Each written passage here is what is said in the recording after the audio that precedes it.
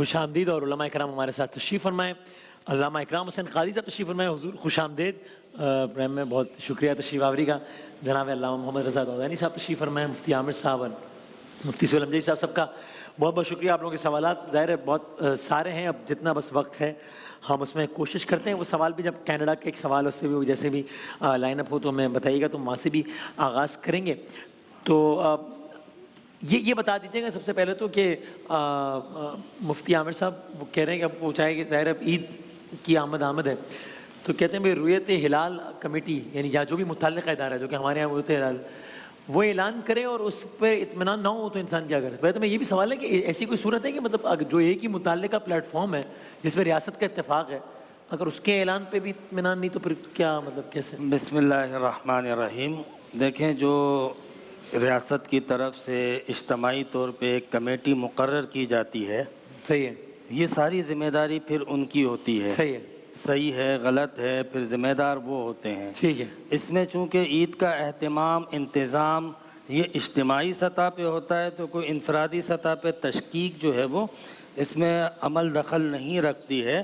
ظاہر سی بات ہے کہ یہ جو کمیٹی ہوتی ہے یہ شریعت کی بنیاد پہ بنائی جاتی ہے. صحیح ہے, یعنی علماء کرام اس کے اندر موجود ہوتے ہیں اور شریعت کے تمام مطابق مسائل کی جو آراء نمائندگی ہوتی ہوتے ہیں وہ دیتے ہیں. صحیح. تو لہٰذا جو ہے وہ اس میں انفرادی شکوک و شبہات کی کوئی گنجائش نہیں ہے. اور نہیں اس میں فقہ جعفریہ کا رحیم, بنیادی بات یہ ہے وسیم بھائی, مثال کے طور پر میں ایک سچویشن آپ کے سامنے رکھتا ہوں کہ رؤیت ہلال کمیٹی نے ایک فیصلہ دیا کہ چاند نظر نہیں آیا اور آپ نے اپنی آنکھوں سے دیکھ لیا اور آپ کی اس گواہی پر رؤیت ہلال کمیٹی کو اطمینان نہیں آیا, تو ظاہر ہے کہ آپ اپنے اس ویژن کے اوپر بھروسہ کریں گے, لیکن یہ ہے کہ سوشل فیبرک کو ڈسٹرب نہ کریں. یعنی میرا اس کے اوپر اصرار یہ ہے, جیسے کہ مفتی صاحب نے ارشاد فرمایا, ایک اجتماعی نوعیت ہے, ایک سوشل ایک پورا ایک ایونٹ ہے, تو ظاہر ہے کہ اگر اس کے اندر ایک کمیٹی بیٹھ کر فیصلہ کر رہی ہے تو ملکی سطح پر اس فیبرک کو ڈسٹرب نہیں ہونا چاہیے. جو سیلیبریشنز وغیرہ ہیں وہ اسی طریقے سے کیا جائے. کسی ایک کا فردی یا ذاتی مسئلہ ہے تو اس مسئلے کو وہ اپنے طور پر اپنی حد تک رکھے, اس کے اوپر زیادہ کوئی نزاع پیدا کرنے کی کوشش نہ کرے. فقہ جعفری کے بھی نمائندہ علماء اور افراد اس کمیٹی کے اندر موجود ہوتے ہیں. جب وہ بھی اس کو انڈوز کر رہے ہوں تو ظاہر ہے کہ پھر ہم اپنے مکتب کے بھی تمام افراد سے یہی گزارش کریں گے کہ اس میں کوئی نزاع نہ ہو. اگر کوئی شاذ و نادر کا بھی کوئی ایسی سچویشن بن جاتی ہے تب بھی سوشل فیبرک جو ہے اس کو ڈسٹرب نہیں ہونا چاہیے. یہ میری گزارش ہے. بالکل صحیح, بالکل. علامہ اکرام اگر کبھی یوں ہو جائے, اور یہ ہوا ہے, اب تو میرا خیال نہیں ہوگا because of a few very obvious reason, لیکن اگر ایسا ہو جائے کہ رؤیت ہلال کمیٹی کچھ کہہ رہی ہو اور یہ نہ ہو کہ کسی نے خود اپنی آنکھ سے دیکھ لیا, ایک وزیر ہی کچھ اور کہہ رہا ہو, یعنی کوئی حکومتی شخصیت ہی کوئی بھی وہ کچھ اور کہہ رہی ہو, تو ایسے میں عام آدمی کیا کرے کہ یہ ریاست کی کمیٹی ہے وہ یہ کہہ رہی ہے, یہ حکومت کے وزیر ہے وہ یہ کہہ رہے ہیں, تو میں کدھر جاؤں, کیا کروں؟ بسم اللہ الرحمن الرحیم. دیکھیے, جو آتھرائز پرسن ہوتا ہے اسی کی ہی کریڈیبلٹی ہوتی ہے, یعنی کہ ان دس کیس رؤیت ہلال کمیٹی, جی, اور اسی کو یہ اتھارٹی دی گئی ہے, جس کا کام اسی کو سانجھے. اور بھائی ایک رؤیت ہلال کمیٹی کا کام ہی یہ ہے کہ اس نے رؤیت ہلال کا انتظام اور اہتمام کرنا ہے, شہادتیں قبول کرنی ہیں, اور پھر اس کے بعد جو شریعت مطہرہ کے احکامات ہیں ان کو مد نظر رکھتے ہوئے اس کو اناؤنسمنٹ کرنی.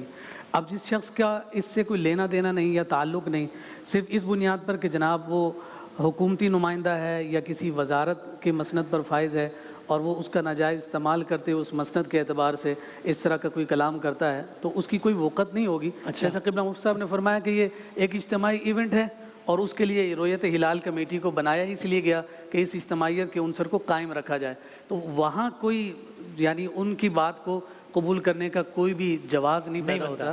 ہمیں جو عید کرنی ہوگی وہ رؤیت ہلال کمیٹی کے اناؤنسمنٹ اور ان کے اعلان کے مطابق ہی کریں. اس میں ان کا اصرار یہ ہوتا ہے, اگر کوئی کہہ رہا ہوتا ہے ماضی قریب میں کہا گیا نا, تو وہ اصرار ہوتا ہے کہ بھائی وہ کہتے ہیں کہ بھائی یہ ایک مذہبی نوعیت کا مسئلہ ہی نہیں ہے, ایک سائنسی نوعیت کا مسئلہ ہے جس کی بنیاد پر ایک مذہبی نوعیت کا ایونٹ ڈیسائیڈ ہوتا ہے. تو بھائی ہم سائنس اور ٹیکنالوجی کے ہیں تو ہم بتائیں گے کہ بھائی وہ آیا نظر یا نہیں آیا. بسم اللہ الرحمن الرحیم. اللہم صلی علی سیدنا و مولانا محمد وعلی آلہ و اصحابہ وبارک وسلم. آپ معصومانہ سوال کہیں نہ کہیں سے لے آتے ہیں. اصل میں 11 آر کی طرف واپس جا رہا ہوں, 2-3 دنوں بعد میں ذرا اس ماحول میں واپس آ رہا ہوں. آپ وارم اپ ہو رہے ہیں. وارم اپ ہو رہا ہے, 11 آر کی تیاری ہے. اللہ تعالیٰ سلامت رکھے آپ کو. دیکھیں مسئلہ یہ ہے کہ سائنسی حوالے سے بھی ہے اور مذہبی حوالے سے بھی ہے. اچھا, اب حضور نبی کریم صلی اللہ تعالیٰ علیہ وسلم کا واضح فرمان ہے, صوموا لرؤیتہ वफ्तिरू लिरुयतिही, कि चांद देखकर रोज़ा रखना शुरू करो और फिर ईद का चांद देखकर रोज़ा रखना ख़त्म करो सही है। और ईद मनाओ। ठीक है। अच्छा, अब ये कहा जाता है कि ये एक दिन का चांद था, 2 दिन का चांद था, ये भी इतराज़ किया जाता है। तो हुज़ूर नबी करीम अलैहिस्सलाम की बारगाह में कुछ सहाबा जो सफ़र में थे बाद में आए, या रसूल अल्लाह चांद कुछ बड़ा लग रहा था। फरमाया तुमने देखा कब? कहा उसी दिन देखा। तो फरमाया कि उसी दिन से शुरू करो। ठीक है ना। अच्छा, अब यहाँ पर साइंस और मज़हब का कॉन्फ्लिक्शन कहाँ होता है? वो यहाँ होता है कि साइंस कहती है कि जी चांद की पैदाइश हो चुकी है, तो कोई मौसूफ ये समझ बैठते हैं कि पैदाइश के साथ ही वो नजर आना शुरू हो जाता है। जैसा कि कुछ दिनों पहले एक शख्स ने ये बयान दिया कि जी ईद फला दिन होगी।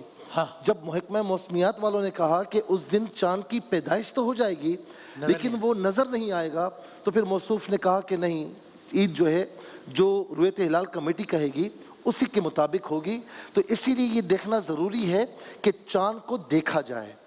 चांद जब नज़र आएगा तो तभी चांद की पैदाइश हो चुकी है। अच्छा, चांद है लेकिन पूरे मुल्क में मौसम अबर आलूद है।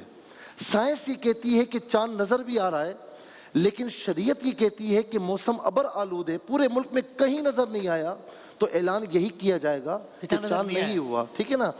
आपने जो सवाल किया ना, आपने एक सवाल किया कि अगर कोई ये कहे और अब ऐसा नहीं होगा। हाँ, अब इसकी वजह अच्छा जी, मैं समझ गया। इसकी एक बात ये भी पेश नज़र है अल्लामा साहब, बल्कि मैं आपको ख़ास तौर पे मैं कह रहा हूँ कि आप हमें साइंस पढ़ने के बाद ईद मनानी पड़ेगी, मतलब ईद मनाने के बाद बनाने के मैंने सवाल नहीं किया था। आप समझ रहे हैं बात को कि साइंस जो कह रही है, लेकिन ईद जो है वो एक मजहबी त्यौहार है और शरई गवाहियों पर जो है वो रुयत होती है और उस पर ईद मनाई जाती है। ठीक है। आप क्या कह रहे थे? इसके अंदर बात दूसरी तफसीलात भी हैं, ज़ाहिर है कि उसमें मैं इंगेज नहीं करना चाहूँगा। मसलन साइंसी हवाले से भी इंसान कुमक तो ले ही सकता है ना, कि अगर मिसाल के तौर पर ये पता चल जाए कि विजिबल है मगर इस जगह पर विजिबल है, तो देखने की कोशिश वहाँ पर की जाए, ज़्यादा फोकस किया जाए, ज़्यादा इम्कान है वहाँ पर, तो इस तरह से कुमक लेने में कोई हरज नहीं। अबर आलूद होने की सूरत में भी फ़िक़्ह जाफ़री के अंदर गुंजाइश ज़्यादा है। इस हवाले से भी कि मिसाल के तौर पर एक शख्स है वो बायनोकुलर्स से देखता है, तो क्या पोजीशन होगी, मामला थोड़ी तफसील तलब है। ठीक। अच्छा, लेकिन इसमें अगर ये सूरत हो, अभी इस वक्त करंट स्टेटस ये कि without naming anyone, but government की एक ऑफिशियल मिनिस्ट्री की तरफ से ऑफिशियल स्टेटमेंट आ गया है ऑलरेडी कि साहब रमज़ान के 30 रोज़े होंगे। वजारत साइंस का भी ये ख्याल है और रुयत ऐप भी ये कहती है। तो इसमें दोनों अलग अलग पेज पर नहीं है, एक ही पेज पर हो गए, अल्हम्दुलिल्लाह कर दिए गए, होगा जो भी वस्तु है। तो ये कि लेकिन अब उसमें यानी इसमें तो कोई हर्ज नहीं है, या ये भी इसमें भी हर्ज इसलिए कि भाई आपने पहले से इतना कतईयत के साथ कह दिया ये मुनासिब नहीं है, इसमें क्या राय आपकी? देखिए, कतईयत तो इसको किसी सूरत भी नहीं कहा जा सकता, ये ज़न्नियत में ही दाखिल है। और जो रुयत के हवाले से अहकामात हैं, अब ऐसा नहीं होगा कि आप 29वें चांद यानी रोज़े के बाद जो है रोयत के लिए आप बैठे ही कमेटी बैठेगी नहीं। हाँ, तो ऐसा नहीं होगा। रोयत हिलाल कमेटी का जो प्रोसेस है, जो प्रोसीजर है, चाहे उनकी रोयत ऐप कह रही हो या कोई वज़ीर मौसूफ कह रहे हों या कहीं ट्विटर पर आपको ये न्यूज़ मिल रही हो, वो सारे अपने तौर पर अपनी क़यास आराइयाँ करेंगे। लेकिन जो एक प्रोसेस है, जो एक तरीक़ाकार है, 29वां रोज़ा मुकम्मल होने के बाद चाँद देखने के लिए उस रोयत के इंतज़ाम और एहतमाम को मद्देनज़र रखा जाएगा। फिर नहीं नज़र आता, फिर अनाउंसमेंट जो होगी कि भाई अगले दिन रोज़ा है, और उसके रोज़े के बाद उससे next day, very next day जो होगा वो हम ईद उल फितर मना रहे हैं। यहाँ पर एक बात और भी करूँगा कि बहुत से लोग ये कहते हैं कि अरबाब इक़्तिदार ये नहीं चाहते कि जुम्मे को ईद हो। अच्छा, हाँ, ऐसा कुछ भी नहीं है कि जी ये भारी पड़ता है। अच्छा, ये तवहुमात हैं, ये गलत चीज़ है, गलत नज़रिया है। बल्कि मैं कहता हूँ कि जुम्मे के दिन अगर ईद होती है तो डबल मुबारकबाद है कि जुम्मे की ईद और फिर ईद उल फितर या ईद उल अज़हा कोई भी ईद आ जाए। हाँ, ये कि अइम्मा किराम के लिए भारी होता है कि सुबह जुम्मे ईद की नमाज पढ़ानी है और फिर जुम्मतुल मुबारक की नमाज पढ़ानी है, तो ये एक गलत चीज़ है। ठीक है ना। दूसरी बात ये है कि जो सीन कहेगा वही शीन कहेगा। अच्छा, बस मैं समझ, ये बड़ी गहरी बात आ गई। ये जो मुफ्ती साहब फरमा रहे हैं ना, मुफ्ती साहब जो फरमा रहे हैं, ये खिताबत और ये जुम्मा और खुतबा जुम्मा पहले हाकिम दिया करता था, इसलिए हाकिम के लिए भारी भी होता था। अब हाकिम कोई जुम्मे का खुतबा तो देता नहीं रहा, तो अब भारी काहे को, अब खामा सिर्फ एक वहम बाकी रह जाता है। लेकिन जो आपने बात की और अभी जो इस वक्त तक की जो खबरें हैं इम्कानी तौर पे, تو اس سے ایک دل کو یہ سکون مل رہا ہے کہ الحمدللہ 30 روزے اس بار ہوں گے. اور دوسرا یہ میری بھی بات ہوئی، میری خود بات ہوئی متعلقہ وزیر صاحب سے، تو یہ انہوں نے کہا بھائی آپ بریکنگ آپ چلائیں خبر، میرے نام سے خبر چلائیں یار کہ میں ہم کہہ رہے ہیں. رویت والوں سے بات ہو گئی، رویت ایپ بھی یہ کہہ رہی ہے 30 روزے اور ہماری وزارت بھی کہہ رہی ہے 30 ہے. اس کا مطلب یہ ہے کہ وہ بھی نہیں گھبرا رہے کہ جمعے کو عید ہو. ہاں اس دفعہ نہیں گھبرا رہے. ہاں تو یہ خوشی کی بات ہے. دوسرا یہ کہ دونوں ایک بیچ پر ہیں، مطلب یہ ہے کہ سائنس اینڈ ٹیکنالوجی اور اپنا کیا کہتے ہیں علماء اور رویت ہلال کمیٹی بھی. تو یہ بھی ایک اطمینان ہو جاتا ہے کہ دونوں متفق ہے اس بات پہ، تو شکوک و شبہات کی گنجائش کم ہو. اچھی بات ہے یہ جو ایک پیج پہ ہونا اچھی بات ہے. صحیح، سب ایک پیج پہ آ رہے ہیں، اچھی بات ہے. ایک سوال بھی ذرا سے سنا دیں. یہ ہے علماء کرام سے کہ رکوع و سجدے کی دعا یاد تو ہیں مگر کچھ دعائیں یاد نہیں ہیں، تو کیا ان کو پیپر پہ لکھ کر سائیڈ میں رکھ لیں اور رکوع و سجدے میں جانے سے پہلے ایک نظر دیکھ سکتے ہیں، یا ایسے کرنے سے ہماری نماز نہیں ہوگی، ہمیں دوبارہ ادا کرنی پڑے گی؟ اور دوسرا کویشچن میرا یہ ہے کہ کیا تراویح نماز میں قرآن کو کسی اونچی جگہ پر رکھ کر نماز تراویح ادا کی جا سکتی ہے؟ صحیح، آپ یہ بتا دیجئے پہلے والا سوال جو ہے.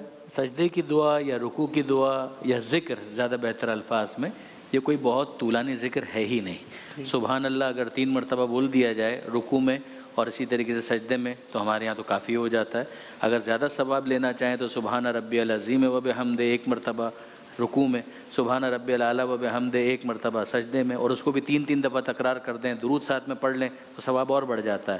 مگر پھر بھی ہیونگ سیڈ دس، اگر وہ یہ کہیں کہ اس کو بھی میں دیکھ کر سامنے رکھنا چاہتی ہوں، سجدے میں جانے سے پہلے ایک نظر دیکھ لوں، کوئی حرج نہیں ہے، اس سے نماز کوئی باطل نہیں ہوتی. تراویح کا جواب تو ظاہر مفتی صاحب دیں گے. جی مفتی صاحب. ہاں دیکھیں، یہ ہمارے یہاں پہ اس چیز کو مکروہ قرار دیا گیا ہے کہ کوئی چیز لکھی ہوئی ہو اور اس کو دیکھ کے پڑھا جائے. نماز میں اس کی پرمیشن نہیں ہے. اور یہ مسئلہ جو یہ بات علامہ صاحب نے کہا نا، یہ ہمارے یہاں پہ بھی ہے، سنت ہے سبحان ربی الاعلیٰ کہنا. تو اگر سبحان اللہ بھی کہہ دیا تو ہو گئی، تو اب لکھا ہوا اور اس پر توجہ کرنے کی ضرورت ہی نہیں پڑتی ہے. تراویح کے حوالے سے جو سوال ہے، تراویح کے لیے بھی جو قرآن پاک رکھنا اور پھر اس کو دیکھ کے پڑھنا، یہ نہیں ہو سکتا. اور کوئی مستحب نماز ہے مثلا اکرام صاحب جس میں کوئی بڑا ذکر ہے، مثلا یہ رکوع میں پڑھنا، تو اس میں یہ اگر ہو کہ جناب وہ میمورائز نہیں کر سکتے تو پرچہ ہاتھ میں رکھ لیں یا موبائل میں کھول کے اس طرح دیکھ کے پڑھ لیں تو وہ وہی یہی آئے گا. جو کراہیت کے امور ہیں نا وہ من جملہ تمام نمازوں کے لیے ایک ہی ہوتے ہیں، چاہے وہ فرض ہو یا واجب ہو، سنت ہو یا نوافل ہو. تو ہمارے ہاں دیکھ کر جو پڑھنا ہے، چاہے وہ کوئی ذکر ہو یا کوئی وظیفہ ہو یا پھر قرآن کی آیات ہوں، تو وہ کراہیت کے ہی حکم میں داخل. صحیح. فقہ جعفریہ میں اس میں کراہیت نہیں ہے. ٹھیک. اب آخری بس ایک 2 منٹ رہ گئے، اگر اسی پہ سب اگر کامنٹ ایک کر دیں. یہ جو اسپیشل جو بچے ہوتے ہیں ان کے حوالے سے یہ سوال ہے کہ خیر بڑا وسیع اب یہ موضوع اس پہ کیا گئے، لیکن یہ کہ یہ ایک ایسے صاحب کی طرف سے آیا کہ جن کا خود ایک ذرا ایک جو ہے متاثر ہے کہ اسپیشل بچوں کے رائٹس کیا ہیں. مطلب بچے سمجھدار ہیں مگر اسپیشل ہیں، تو اس پہ کیا رائٹس ہیں؟ سوال کیا ہے؟ جو اسپیشل بچے ہوتے ہیں، معذور بچے، ان کے حقوق کیا ہیں؟ میرا خیال ہے سوال کرنے کا مقصد یہ کہ یعنی کسی بھی عام بچے کی طرح اس کے حقوق ہیں ہی نا، یا اس سے بھی زیادہ ہی ہوں گے؟ بالکل بات یہ کہ عام بچوں کے جو رائٹس ہیں وہ رائٹس تو ان کے لازمن ہیں. جی جی جی. پھر اس کے بعد اسپیسیفائی کیا جائے گا کہ وہ کس معاملے میں ڈس ایبل ہے، کس معاملے میں معذور ہے. صحیح ہے. تو اس معاملے میں اس کا زیادہ خیال رکھا جائے گا. مثال کے طور پر اگر آنکھوں کا مسئلہ ہے یا ہاتھ کا مسئلہ ہے یا پاؤں کا مسئلہ ہے، تو جس عضو کا مسئلہ ہوگا تو اس معاملے میں اس کا زیادہ خیال رکھا جائے گا. صحیح ہے نا. اچھا دوسری بات میں کروں گا کہ بعض اوقات لوگ دعائیں بھی دیکھ کر پڑھتے ہیں. تو دعائیں بھی دیکھ کر پڑھنا تو جائز ہے دعا پڑھتے ہوئے، لیکن اللہ تعالیٰ کی بارگاہ میں نا یہ مقفع اور مسجع الفاظ اہمیت نہیں رکھتے. اللہ کی بارگاہ میں آپ کے دل کی آواز اہمیت رکھتی ہے. جو دل میں آپ کی دعا آ رہی ہے تو وہ کیجئے، وہ انشاءاللہ زیادہ مقبول ہوگی. صحیح. ویسے ریاستی سطح پہ بھی اقدامات ہونے چاہیے نا. آپ سب سفر کرتے ہیں، ہم دیکھتے ہیں وہاں پہ کہ باقاعدہ وہاں پہ اسپیشل لوگوں کے لیے جو پارکنگ میں الگ جگہ ہے، مالز میں الگ لین ہے، واش رومز الگ سے ہیں، مساجد میں الگ ہوتا ہے. مساجد میں الگ جگہ ہونا چاہیے. جس طرح جو ہے وہ عام طور پہ باقی بچوں کے لیے جو چیزیں سہولتیں جو مہیا کی جاتی ہیں، ڈسیبل جو ہوتا ہے اس کے لیے وہ ساری سہولتیں ناکافی ہوتی ہیں. صحیح. تو اسپیشل سہولت دینی چاہیے، مثلا تعلیم کے لیے، اسی طریقے سے ایجوکیشن کے لیے، اسی طریقے سے آپ نے جو کہا کہ پارکنگ وغیرہ کے لیے، کہیں جائیں تو وہاں پہ ظاہر سی بات ہے ویل چیئر ہوتا ہے، اگر پیروں سے معذور ہے تو، صحیح ہے۔ تاکہ ان کے لیے وہ ساری شرطیں نہ ہوں معذور کے لیے کہ جس طرح باقی لوگوں کو لائن میں لگنا پڑتا ہے۔ ہاں ہاں ہاں تو ریاستی سطح پہ ایک تو بہت ساری فیسلٹیز جو ادارے ہوں باقاعدہ ان کو فیسیلیٹیٹ کرتے ہوں، صحیح ہے۔ پلس یہ کہ پبلک کی طرف سے، عوام کی طرف سے، لوگوں کی طرف سے بھی ڈسیبل لوگوں کا خصوصی طور پہ ہر معاملے میں خیال کرنا، ان کو اس لائن میں نہ لینا جس لائن میں اچھا ایک بات میں بھی کہوں گا قبلہ مفتی صاحب کی باتوں کے اس میں کہ دیکھیں یہ بڑے نازک ہوتے ہیں اور بڑے حساس ہوتے ہیں، خاص طور پر بچہ ہو اور بچوں کو آپ گھمانے لے کر جا رہے ہیں، بھیا تم نہیں جا سکتے ہو، ایسا نہ کریں، ویل چیئر کا بندوبست کریں، کسی طریقے سے بھی ان کو اور بچوں کے ساتھ لے کر جائیں۔ اور اس پہ بہت بات ہو چکی، لیکن فرما دیجیے آخر میں بھی کہ یہ جو ایک طریقہ کار ہے، لاسٹ ٹائم ایک سوال آیا تھا باقاعدہ ایک ماں کا، جنہوں نے کہا تھا کہ میری اولاد جو ہے وہ ایک اسپیشل ہے، اور انہوں نے باقاعدہ کہا تھا کہ جب میں محفل میں جاتی ہوں تو میرے کان میں آوازیں آتی ہیں کہ اللہ بہت ناراض ہے، اللہ نے پکڑ کی ہوئی ہے، دیکھا کوئی ایسا کوئی کام کیا ہوگا کہ دیکھا سب کچھ ہے لیکن اللہ نے اولاد میں دکھایا ہے۔ تو یہ جو ہم لوگوں نے ٹھیکہ لے لیا ہے بتانے کا کہ اس سے اللہ ناراض ہے، اس سے خوش ہے، اس سے کم خوش ہے، اس سے زیادہ خوش ہے، یہ کام اللہ تعالیٰ کے پاس رہنے سے زیادہ بہتر ہے میرا خیال ہے۔ ڈرنا چاہیے واقعاً، اس طرح کے جملے بولتے ہوئے بہت زیادہ انسان کو خوف خدا رکھنا چاہیے کہ کسی کے اوپر اس طرح سے تانا زنی کرنا، یہ تمام تر چیزیں پروردگار عالم کو بہت ناپسند ہیں۔ اس کی دلجوئی کریں، اگر اس کے گھر کے اندر یہ کوئی مسئلہ ہے، اگر اس کے بچوں میں سے کوئی ایک بچہ اسپیشل ہے یا کوئی ایسی پرابلم آ گئی ہے، اس کی دلجوئی کریں۔ اگر آپ گڑ نہیں دے سکتے تو گڑ جیسی بات کریں، مسکرا کر کم سے کم اس کے ساتھ اس موقع پر، وہ تو مسلسل اس امتحان سے گزر رہے ہیں نا، آپ تھوڑی دیر کے لیے ان 2 3 5 منٹوں کے لیے اس کا ساتھ دیں۔ اگر وہ ویل چیئر لے کر آ رہے ہیں تھوڑا سا ہاتھ بڑھا دیں ان کو سپورٹ دینے کے لیے، تاکہ ان کو لگے کہ دوسرے ان کے ساتھ ہیں، ان کی طرف انگلی اٹھانے کے لیے نہیں ہے، ہاتھ بڑھانے کے لیے۔ مفتی صاحب اس میں اسی آپ بھی کنکلوڈنگ ریمارک۔ داؤدانی صاحب نے بڑی خوبصورت بات کی۔ دیکھیے اس کو ہم دوسرے انداز میں بھی دیکھ سکتے ہیں، بے بس اور لاچار کی تو دعا بھی جلدی قبول ہوتی ہے۔ ایک عام انسان کی دعا کی قبولیت میں تھوڑا وقت لگ سکتا ہے، لیکن یہ جو لاچار یا معذوری کی کیفیت میں اور بے بسی کی کیفیت میں جب اللہ کو پکارتے ہیں تو اس کے ذریعے سے وہ دعاؤں کی قبولیت جلدی ہوتی ہے، بجائے اس کے کہ ہم ایسے والدین کو تانا دیں اور ان کے جو غم ہے یا تکلیف ہے اس کو مزید بڑھاوا دیں۔ ہونا یہی چاہیے، اور یہی آگہی اور اویئرنیس ہونی چاہیے کہ آپ والدین سے کہیں کہ آپ اپنے بچے سے ہمارے لیے دعا کروائیں، وہ بچہ دعا کر دے۔ اللہ رب العزت نے جو اسے معذوری دی ہے، یعنی ایک اعتبار سے کسی شے میں اسے کم دیا نا، نقص رکھا ہے، لیکن رب الجلال پھر ان کی دعا کو قبول بھی زیادہ فرماتا ہے۔ اس حوالے سے ہمیں یہ جب ماں باپ سے یہ کہا جائے گا نا کہ فلاں بچہ آپ کا جو کمزور ہے اس سے میرے لیے دعا کروائیں، تو سارے قسم کی یہ جو دل کی جو تکلیفیں ہیں یہ دور ہو جائیں گی، اور وہ بچے کی بھی ایک اعتبار سے حوصلہ افزائی ہوگی کہ میں کوئی واقعتاً اسپیشل ہوں۔ ایک تو ہم اسپیشل اس اعتبار سے کہہ رہے ہوتے ہیں نا کمزور ہے، یہ واقعتاً اسپیشل ہے کہ ان کی اللہ رب العزت جلدی سنتا۔ صحیح، بہت شکریہ۔ اس حوالے سے عرض کر دوں جی جی جی، کہ یہ جتنی بھی دنیاوی کمزوریاں ہیں، خامیاں ہیں، قلتیں ہیں، مالی ہوں، جسمانی ہوں، تو یہ چیزیں اللہ تعالیٰ کی ناراضگی کا باعث نہیں، لیکن دینی اعتبار سے اگر کوئی سعادت نہ ملی تو کنفرم اللہ کی ناراضگی کا باعث ہے۔ آپ کو نماز کی سعادت نہ ملی تو ہو سکتا ہے اللہ ناراض ہے، آپ کے فرائض ترک ہو رہے ہیں، ہو سکتا ہے اللہ ناراض ہے۔ تو اللہ تعالیٰ نے اپنے انبیاء کرام کو، پیغمبر کو جتنا دنیاوی طور پہ آزمائش میں رکھا اتنا آخرت کے طور پہ آسائش میں رکھا، تو یہ پیش نظر قاعدہ رکھنا چاہیے۔ جزاک اللہ، بہت شکریہ، بہت نوازش علماء کرام کا بہت شکریہ۔ ایک وقفے کے بعد دوبارہ حاضر ہوتے ہیں انشاءاللہ۔ اپنے بندوں